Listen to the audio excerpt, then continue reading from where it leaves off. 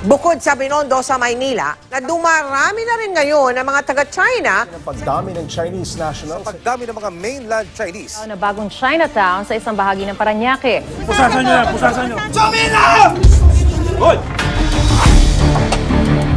What's your purpose to doing that? Because we are immigration and this is the Philippines. This is not China. Now you have to go with us and follow our rules.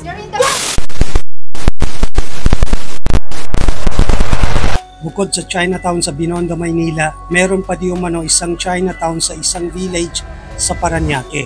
Taong 2019 nang pumutok ang balita tungkol di umano sa isang multinational village sa Parañaque na parami ng parami di umano ang mga taga-China o Chinese national na naninirahan sa lugar. Nagsimula di umano manirahan ng mga taga-China dito taong 2016. Merimon, kailan lang napansin ng mga residente ang pagdami ng mga Chinese nationals sa kanilang lugar?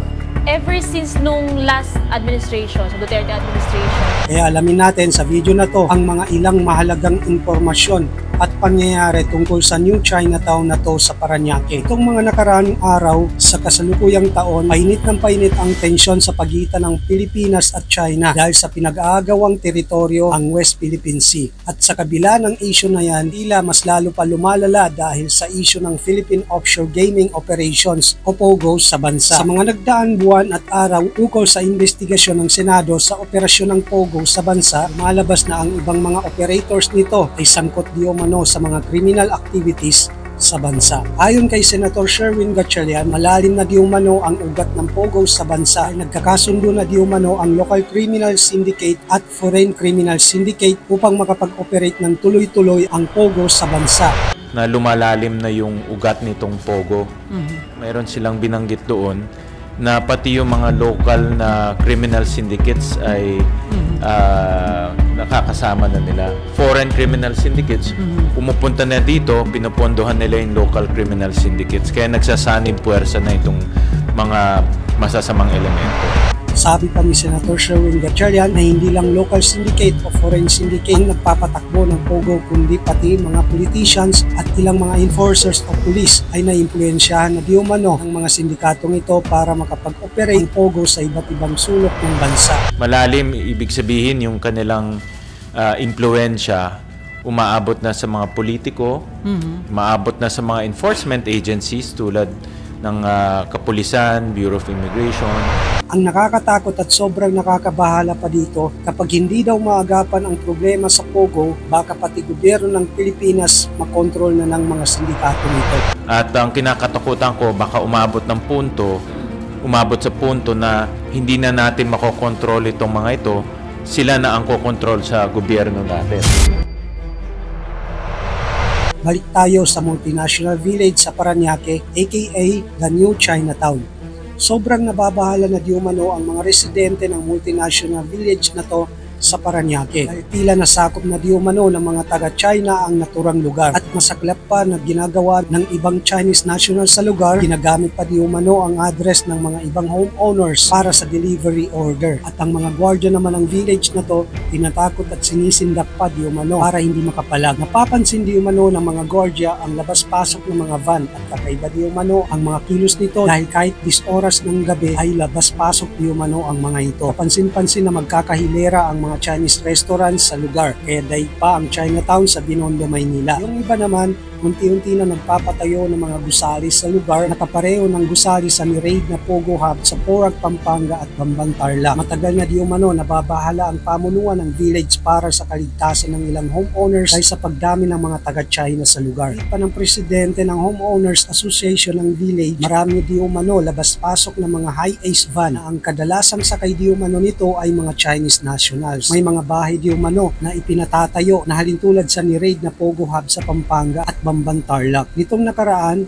matapos makatanggap ng sumbong ang Rafi Tulfo in action sa mga homeowners ng naturang village sa Parañaque, agad naman nakipag-ugnayan ng Rafi Tulfo in action sa Bureau of Immigration upang salakayin ang naturang village. Dahil di umano tila sinakop na ng China ang lugar, kahinahinala di umano ang mga kilos ng mga Chinese na nakatira doon. Kaya panoorin mabuti ang ilang eksena sa pagsalakay ng mga taga Bureau of Immigration sa naturang village kasama ang Rafi Tulfo in action. Ang video na to ay kuha mismo ng Rafi Tulfo in action. Customer lang po. Maraming taga-immigration. May isang nagpanggap na customer na nagtangkang humarang sa pinto upang hindi makapasok agad ang mga agent ng Bureau of Immigration upang sa ganon makatakas o makapaghanda ang nasa loob. Nang makapasok ang mga agents ng Bureau of Immigration, ito ang tumambad sa kanila.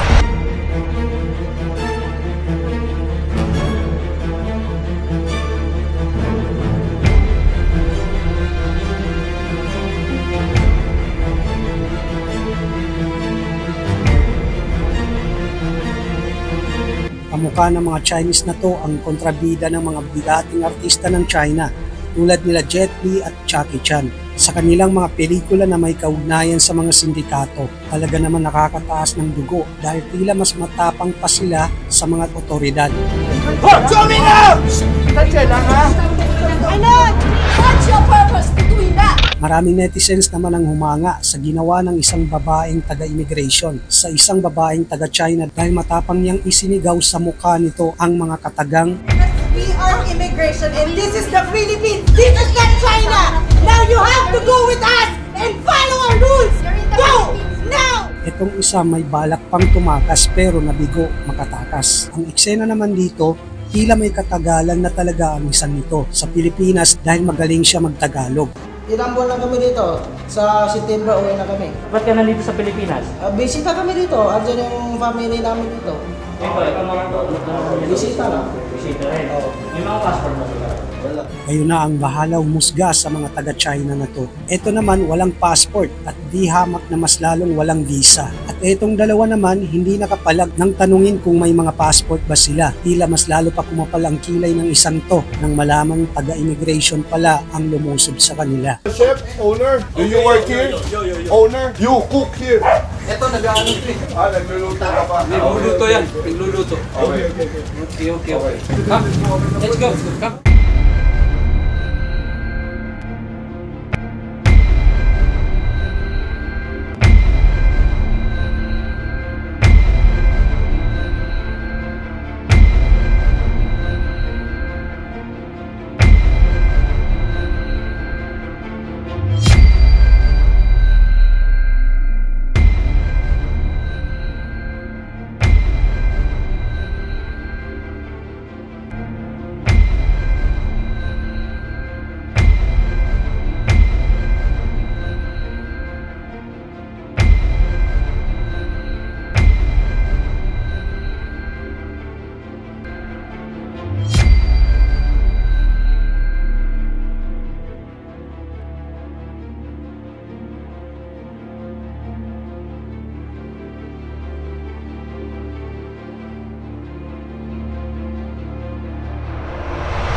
Nasa 37 Chinese nationals ang naaresto ng Bureau of Immigration Intelligence Division sa multinational village sa Parañaque at agad naman sila inadeport ng mga taga-immigration. Marami di umanong mga taga-China ang naninirahan sa naturang lugar. Nagmistulang Chinatown na di umano ang lugar dahil kung mapapansin di umano ang bawat eskinita ng lugar magkakahilera di umano ang mga Chinese restaurants at mga establishmento na walang kaukulang dokumento. Mismong mga Chinese na nagmamayari sa naturang mga restaurants at establishmento ay wala di umano mga kaukulang papeles o mga dokumento na magpapatunay na legal sila magtrabaho sa bansa o mag-operate ng mga businesses dito sa Pilipinas. Kayo na ang bahala umusga sa mga tsekwa na to.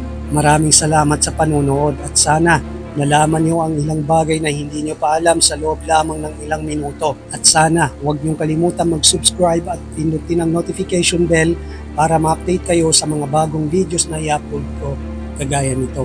Hanggang dito na lang and see you on my next video.